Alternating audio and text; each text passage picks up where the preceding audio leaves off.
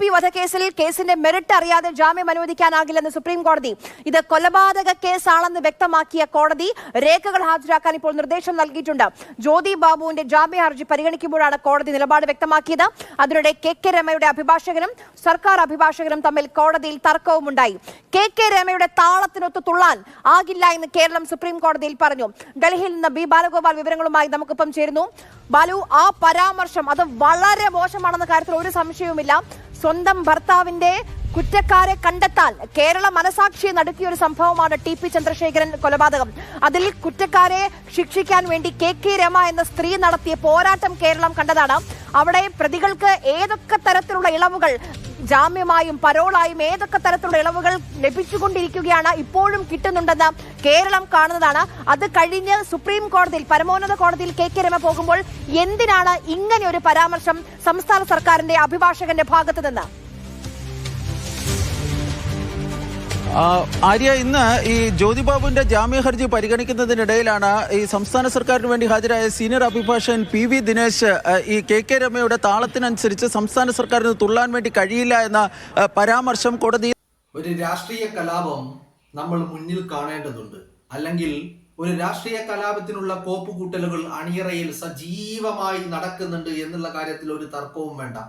അതിനുള്ള നേർസാക്ഷ്യമാണ് ഇന്ന് സുപ്രീം കോടതിയിൽ നമ്മൾ കണ്ടത്.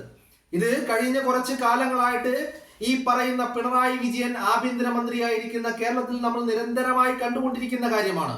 ഏറ്റവും ഒടുവിലായിട്ട് മാഹിയിലെ ഇരട്ട കൊലപാതകത്തിലെ പ്രതികളായ ഈ പറയുന്ന TP ചന്ദ്രശേഖരൻ വധത്തിലെ പ്രതികളായിട്ടുള്ള അതേ വ്യക്തികൾ പ്രതികളായിട്ടുള്ള മാഹിയിലെ ഇരട്ട കൊലപാതകം, അതിൽ ഈ പറയുന്ന എല്ലാ പ്രതികളെയും വെറുതെ വിട്ട കോടതി വിധി കഴിഞ്ഞ ദിവസങ്ങളിലാണ് പുറത്തു വന്നത്.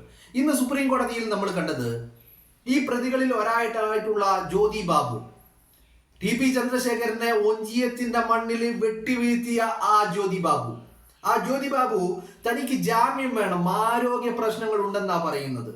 എന്ത് ആരോഗ്യ പ്രശ്നം? ഞാൻ എപ്പോഴും പറയാറുള്ളത് പോലെ നമ്മുടെ നിയമവ്യവസ്ഥയിൽ ചില മാറ്റങ്ങൾ വരണം. അത് അനിവാര്യമായ മാറ്റങ്ങളാണ്. കാരണം ഈ പറയുന്ന TP ചന്ദ്രശേഖരന് ഈ ലോകത്ത് ജീവിക്കാനുള്ള അവകാശം നിഷേധിച്ചവന്, അങ്ങനത്തെ കൊടും ക്രിമിനലിന് ഇത്തരത്തിലുള്ള യാതൊരു പരിഗണനയും നൽകരുത്. അവന് ആരോഗ്യ പ്രശ്നങ്ങൾ ഉണ്ടെങ്കിൽ അവൻ ജയിലിൽ കടന്ന് പുഴുത്ത് ചാവട്ടെ എന്ന് കരുതണം. അതിനപ്പുറത്തേക്കുള്ള ആനുകൂല്യങ്ങൾ ഒരുത്തനും നൽകരുത്. അത് TP ചന്ദ്രശേഖരന്റെ കേസിൽ മാത്രമല്ല, ഈ രാജ്യത്ത് ഇന്ത്യൻ പൗരനായിട്ടുള്ള ആരുമാവട്ടെ അവരുടെ ജീവന് വില പറഞ്ഞിട്ടുണ്ടെങ്കിൽ, അവന്റെ ജീവൻ അപകടത്തിലാക്കിയിട്ടുണ്ടെങ്കിൽ, അങ്ങനെയുള്ള പ്രതികൾക്ക് യാതൊരുവിധ പരിഗണനയും നൽകരുത്. മാനുഷിക പരിഗണനയല്ല, ഇവരൊന്നും മനുഷ്യന്മാരല്ല. കാരണം ഒരു മനുഷ്യൻ അങ്ങനെ ചെയ്യാൻ കഴിയുകയില്ല. അപ്പോ അങ്ങനെ ഒരു മാനുഷിക പരിഗണന നൽകേണ്ടത് മനുഷ്യന്മാർക്കാണല്ലോ. ഇത്തരത്തിലുള്ള ക്രിമിനലുകൾക്കെല്ലാം മാനുഷിക പരിഗണന നൽകേണ്ടത്. അതുകൊണ്ട് ഇവന്മാർക്കെല്ലാം വല്ല ഈ പറയുന്ന ആരോഗ്യ പ്രശ്നങ്ങളും ഉണ്ടെങ്കിൽ അത് ഈ പറയുന്ന ജയിലിൽ കിടന്ന് പുഴുത്ത് നാറി ചാവട്ടെ എന്നങ്ങ് കരുതണം. അത്രേ ഉള്ളൂ. ഷാഫി പറമ്പിലിനോടാണ് പറയാനുള്ളത്. ഷാഫി, നിങ്ങൾ വടകരയില് വലിയ ഒരു സ്വാധീന ഘടകമാകുന്നുണ്ട് എന്നുള്ള കാര്യത്തില് കേരളത്തിന്റെ പൊതു സാമൂഹിക രംഗത്തുള്ള, രാഷ്ട്രീയ രംഗത്തുള്ള ഒരാൾക്കും ഒരു തർക്കവുമില്ലാത്ത കാര്യമാണ്. നിങ്ങൾ ഈ പറയുന്ന വടകരയുടെ മണ്ണ് എന്ന് പറയുമ്പോൾ വടകര പാർലമെന്റ് നിയോജക മണ്ഡലത്തില് പെടുന്നതാണ് തലശ്ശേരി കൂത്തുപറമ്പ്, വടകര കുറ്റ്യാടി നാദാപുരം, പേരാമ്പ്ര കൊയിലാണ്ടി. ഇതിൽ തന്നെ വരുന്ന ഒരുപാടധികം സ്ഥലങ്ങളുണ്ട്. അതിൽ ഇവരുടെ പാർട്ടി ഗ്രാമങ്ങളെന്ന് ഇവർ കാലാകാലങ്ങളായി വിളിച്ചു കൊണ്ടിരിക്കുന്ന ഒരുപാട് പാർട്ടി കേന്ദ്രങ്ങളുണ്ട്.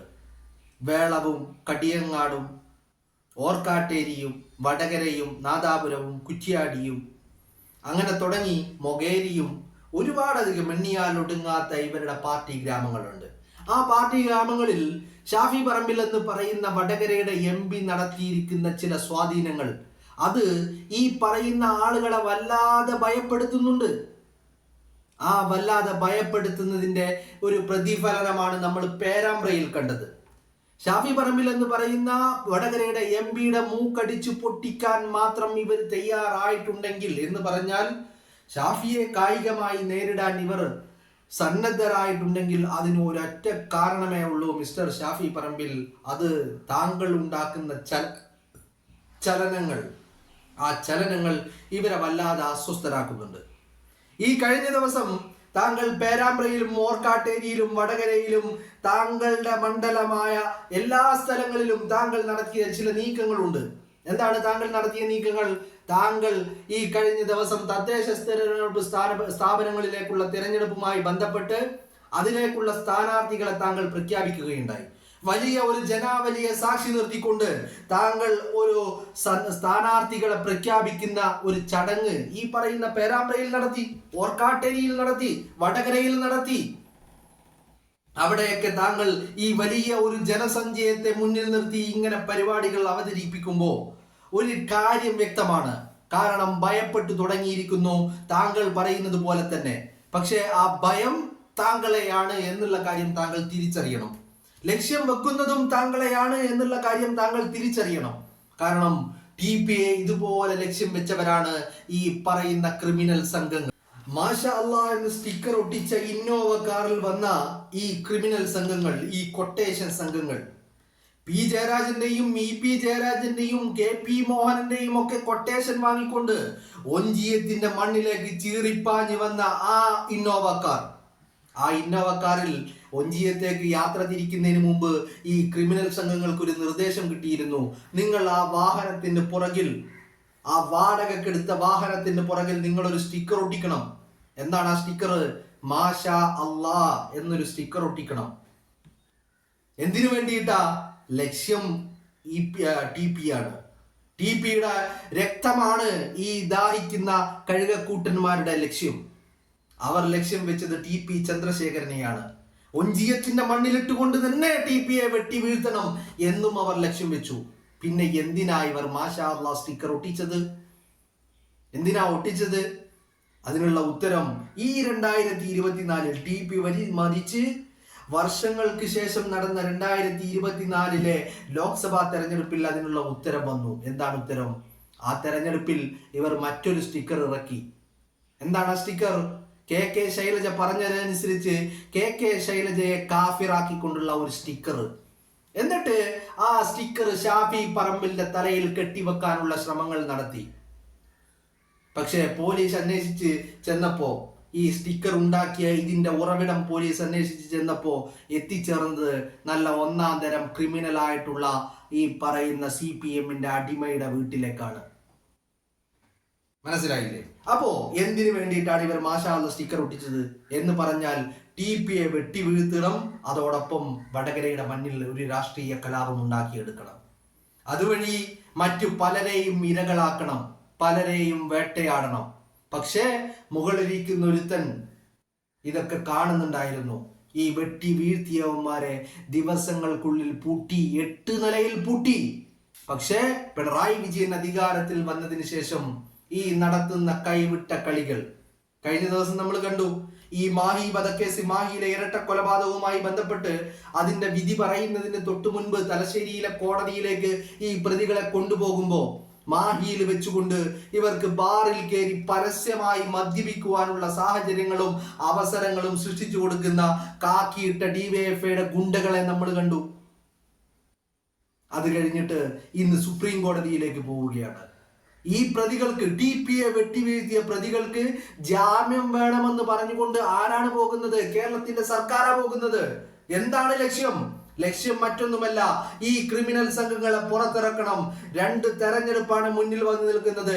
ഒന്ന് ഈ പറയുന്ന തദ്ദേശ തെരഞ്ഞെടുപ്പ്, അത് വലിയ കാര്യമല്ല, അത് അങ്ങോട്ട് മാറ്റിവെക്കാം. പക്ഷേ 2026 ആസന്നമായിരിക്കുന്ന മറ്റൊരു തെരഞ്ഞെടുപ്പുണ്ട്, നിയമസഭാ തെരഞ്ഞെടുപ്പ്. ആ തെരഞ്ഞെടുപ്പിൽ ഷാഫിയുടെ സ്വാധീനം, അയാളുടെ കാന്തവലയം, അയാളുടെ പ്രഭാവം, അത് വടകരയുടെ മണ്ണിൽ വലിയ ചലനങ്ങൾ സൃഷ്ടിക്കും. കോട്ടകൾ തകർന്നു വീഴും, കോട്ടകൾ ഓരോന്നായി തകർന്ന് തരിപ്പണമാകും. അതിനുള്ള ഉദാഹരണം ഇവർ കണ്ടു കഴിഞ്ഞു. 2024 തെരഞ്ഞെടുപ്പിൽ പേരാമ്പ്രയിൽ എന്ന് പറഞ്ഞാൽ TP രാമകൃഷ്ണൻ MLA ആയിട്ടുള്ള പേരാമ്പ്ര അസംബ്ലി മണ്ഡലം, LDFന്റെ കൺവീനർ ആയിട്ടുള്ള TP രാമകൃഷ്ണൻ MLA ആയിട്ടുള്ള പേരാമ്പ്ര അസംബ്ലി മണ്ഡലം.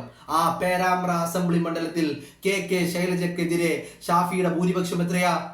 19,000-ത്തിലധികം വോട്ടിന്റെ ഭൂരിപക്ഷം ആ പേരാമ്പ്ര നിയോജക മണ്ഡലത്തിൽ മാത്രം ഷാഫി പറമ്പിലിന്. വടകര പാർലമെന്റ് നിയോജക മണ്ഡലത്തിൽ ഷാഫി പറമ്പിലിന്റെ ഭൂരിപക്ഷം എത്രമയാ? 1,14,506 വോട്ടിന്റെ ഭൂരിപക്ഷമാ.